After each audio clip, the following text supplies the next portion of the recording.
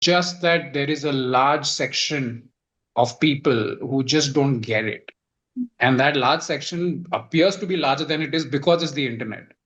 The average person on the street does not give a damn about what Samay Raina said, what Kunal Kamra said, what I have said. They are worried about putting food on the table, having a roof over their head, sending their kids to school. What you've got politicians here and their henchmen just stirring up the pot every 6 months to 8 months and kind of pulling up a comedian for saying something, pulling up an actor for saying something that they did not agree with.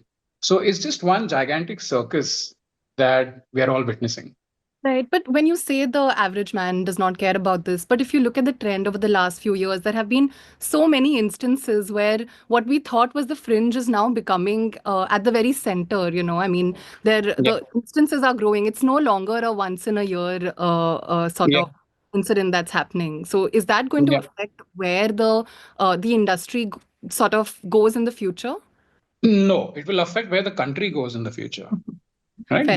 We have allowed the fringe to become mainstream. We have allowed the fringe to walk into a club where there are citizens of the country who have paid their taxes, who are out for a night out, to have some fun. We have allowed the fringe to storm into a room like that, put their lives at risk, and then vandalize the place. This isn't on comedians. This is on the citizens.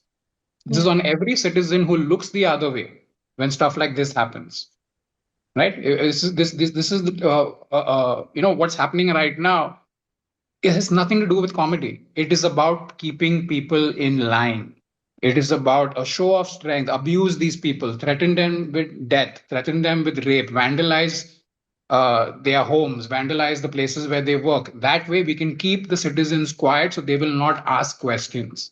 And sadly, we have played right into the politicians' hands, not just today, not just yesterday, not just 10 years ago. This has been happening for decades. I have lived in Mumbai almost all of my life, and I cannot remember one day where the roads were not being dug up. Roads that have no reason to be dug up are being dug up every other week.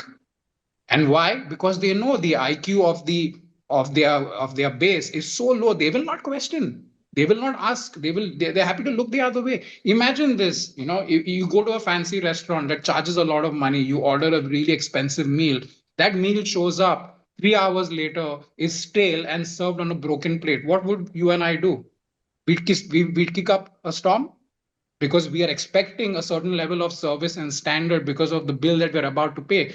But we are paying way more in taxes and getting absolutely nothing in return. But there are no questions being asked about that. Mumbai is a city that has glorified struggle.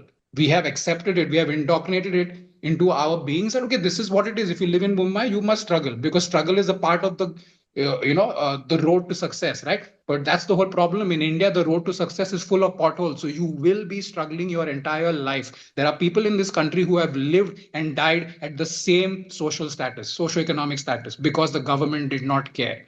What the government is doing right now is not telling us that they don't like comedy. What they're telling us is that they do not care about you. They do not care about your safety. They do not care about your health. They do not care about you having a good time in the city that you're paying an exorbitant amount of taxes in.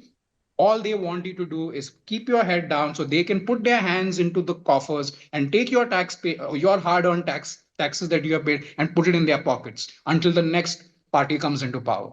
And what they are doing right now is telling all the citizens of Mumbai, Maharashtra, India, whatever it is, that if you ask us questions in any way, whether it's a song, whether it's comedy, whether it's anything, we will come to your house and we will vandalize you. So this is not on comedians now. This is not on me as an artist. It is not on me to now tell the rest of the country what's going to happen with us. It's up to the citizens now. You need to respond and tell the government what you think about what they're doing. And knowing Indians, we love being subservient. We have that gulam attitude, right? We want to worship somebody. We don't want to be the boss. We want to be the servant. We don't want to ask questions. And knowing us, we will happily look the other way.